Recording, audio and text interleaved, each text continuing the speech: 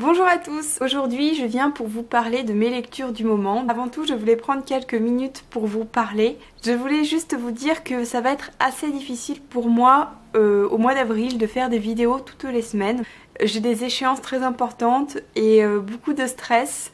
Du coup, je ne pense pas que je pourrais faire une vidéo toutes les semaines. C'est d'ailleurs pour ça qu'il n'y a pas eu de vidéo la semaine dernière. Pour tout vous dire, je suis assez fatiguée actuellement, mais ça va aller. Et je pense qu'au mois de mai tout ira mieux, enfin je l'espère en tout cas. C'est pas dans mes habitudes de raconter ma vie, mais là je voulais quand même vous le dire pour que vous ne vous pensiez pas que j'abandonne la chaîne. Ce n'est pas du tout un manque de respect par rapport à vous, c'est simplement que ce n'est pas possible pour le moment. On passe maintenant au top 5. Alors il se trouve que ces derniers temps j'ai eu vraiment que des excellentes lectures, enfin sauf une, mais sinon que des excellentes lectures. Donc du coup je suis contente de vous faire cette vidéo parce que c'est vraiment des livres que pour le coup je vous conseille beaucoup. Donc je vais commencer par la lecture la moins satisfaisante. Il s'agit de Demain j'arrête, donc de Gilles Le Gardinier. Pour tout vous avouer, ce livre je l'avais carrément oublié. C'est vous dire à quel point il m'a marqué. J'avais complètement oublié, puis je me suis dit mais attends, faut quand même que je le représente. C'est de la chick lit. C'est un roman qui est censé être écrit en l'honneur des femmes et des femmes de la vie de l'auteur. Or, je vais vous le dire directement, je n'ai pas été satisfaite du tout par cette lecture. J'étais un peu déçue. Alors je vais quand même commencer par le point positif de ce livre selon moi, ce qui m'a plutôt plu. C'est les personnages secondaires. Je les ai trouvés très drôles, très atypiques. Après, à côté de ça, j'ai trouvé que c'était de la chick lit pas terrible. Malgré moi, je n'ai fait que le comparer à Sophie Kinsella, qui a écrit donc Les Confessions d'une accro du shopping, qui pour le coup est de la chick lit que j'ai beaucoup aimé, qui m'a beaucoup fait rire. Ici, j'ai trouvé que l'héroïne était beaucoup trop exagérée. Elle paraissait parfois même un peu dérangée psychologiquement. L'héroïne de Sophie Kinsella paraît elle aussi un peu fofolle, un peu voilà. Mais chez Sophie Kinsella c'est drôle, ça passe bien.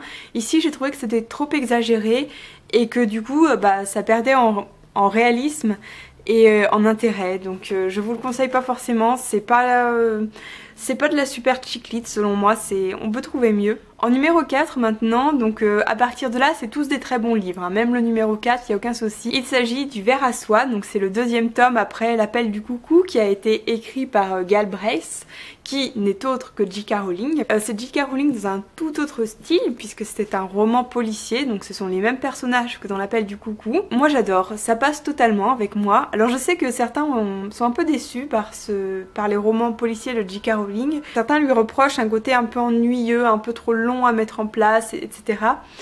Moi j'aime bien parce que je trouve qu'il y a beaucoup d'importance qui est accordée à la personnalité des personnages, à leur vie de tous les jours, c'est-à-dire ce qu'ils font en dehors de l'enquête en fait. Ça montre vraiment qu'ils ont une vie en dehors de l'enquête en elle-même. Après au niveau du roman policier lui-même, c'est pas exceptionnel, je peux vous le dire tout de suite, c'est pas exceptionnel. Il y a des auteurs de polar qui font des trucs quand même un peu mieux on va dire. Néanmoins ça passe, on est quand même très pris dans l'intrigue. En numéro 3 je vais passer brièvement dessus parce que c'est une série dont je vous parle depuis très longtemps et que je pense à force vous commencez à connaître.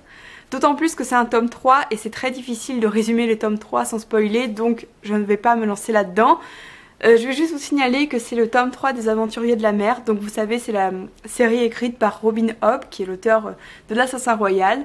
C'est une de mes auteurs favoris. Les Aventuriers de la Mer c'est une saga absolument géniale à lire entre le tome 7 et le tome 8 de l'Assassin Royal. C'est plus adulte que l'Assassin Royal je trouve, même si évidemment l'Assassin Royal peut être lu par des adultes sans souci, bien au contraire. Mais ici je pense que c'est peut-être plus facile à lire à partir de 15-16 ans. En numéro 3, un livre que j'ai mais tout bonnement adoré, d'une auteure qui commence à me faire vraiment espérer des choses magnifiques. Il s'agit des Lieux sombres de Gillian Flynn. Donc je vous avais dit que j'avais beaucoup aimé les apparences, et bien j'ai encore mieux aimé les lieux sombres.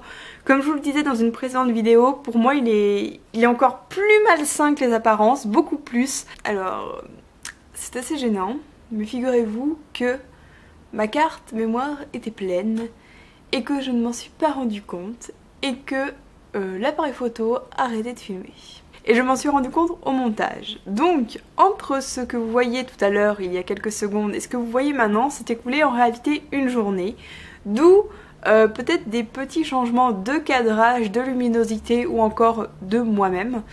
Donc je m'en excuse et reprenons. Je vous disais que ça c'était vachement malsain et que c'était vachement super. Je pense que si vous avez retenu ça, c'est tout bon. C'est une jeune fille, une jeune femme maintenant qui a survécu au meurtre de toute sa famille par son frère, qui est aujourd'hui en prison, et qui 20 ans plus tard va se retrouver de nouveau confrontée à ces faits, parce qu'elle va vouloir savoir si son frère est réellement innocent ou non. Du coup ça en fait vraiment un livre très bon, pas tant par son côté policier, mais plus par son côté malsain, son côté original et atypique, et pour ça je vous le recommande vraiment. On va maintenant passer au numéro 1, donc j'ai un peu triché puisque en fait j'ai deux numéros 1.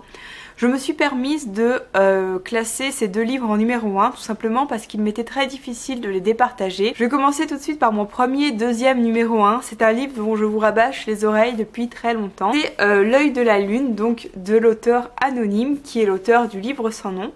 L'œil de la lune, c'est le tome 2, c'est la suite des aventures du Bourbon Kid. Vous savez, le Bourbon Kid qui se met à tuer tout le monde dès qu'il boit un verre de bourbon. C'est la suite. Pour moi, c'est, je pense, un des auteurs que j'apprécie le plus au monde. Et vraiment, ça a été une découverte littéraire, mais complètement dingue. Il est hyper doué, mais vraiment hyper doué. Il a un humour, mais à la fois hyper gore mais en même temps super fin, super second degré, des personnages mais qui sont hilarants, une intrigue qui va dans tous les sens mais qui garde pourtant le fil et qui au final nous fait un truc de dingue, mais vraiment de dingue. Les derniers mots du livre, mais ils sont à mourir tellement c'est génial, tellement c'est bien trouvé. Cet auteur anonyme pour moi c'est un génie. Enfin en deuxième numéro 1, j'ai choisi un livre qui n'a pour le coup pas grand chose à voir avec ce que je vous ai montré auparavant. C'est un roman et un roman plutôt autobiographique. Il s'agit de Wild de Cheryl Strayed. Ce livre a été adapté en film, il est sorti récemment au cinéma, peut-être l'avez-vous vu, moi pas encore. C'est l'histoire de l'auteur qui, suite à son divorce et suite surtout à la mort de sa mère, va décider de partir en randonnée pendant des semaines sur un sentier qui longe le Pacifique. Comme vous l'imaginez, ça va être une randonnée qui va lui apporter beaucoup sur le plan vraiment mental, psychologique. Et j'avais peur que ce soit un peu barbant parce que j'avais peur qu'en fait on soit trop dans l'introspection de l'auteur et que du coup on ne comprenne plus où elle voulait en venir parce qu'elle partirait vraiment dans ses délires. Et en fait là non, je trouve qu'elle reste très concrète mais qu'en même temps elle nous parle un peu de son passé, comme ça on comprend mieux les choses. Il m'a un peu fait penser à Immortelle Randonnée de Jean-Christophe Ruffin. Immortelle Randonnée parlait du pèlerinage à Saint-Jacques-de-Compostelle, donc c'est beaucoup moins long que le chemin qu'a fait Cheryl Strayed. Dans Wild et dans Immortelle Randonnée, j'ai ressenti la même chose en fait. J'ai ressenti comme si moi-même j'avais un peu fait le chemin en même temps qu'elle. Même si évidemment pour elle ça a dû être les mêmes sensations mais fois 1 million. Mais je trouve qu'en lisant le livre on a l'impression de cheminer nous aussi, d'avancer et peut-être d'aller vers l'avant nous aussi. Et je pense que c'est une bonne sensation. Je pense que c'est bien le genre de livre qu'il faut lire si un jour vous avez une mauvaise passe par exemple. Pas que, hein, si vous allez très bien, je vous le conseille aussi. Mais je veux dire, si vous avez une mauvaise passe, c'est pas mal de lire ce genre de livre parce que ça aide à avancer sans s'en rendre compte.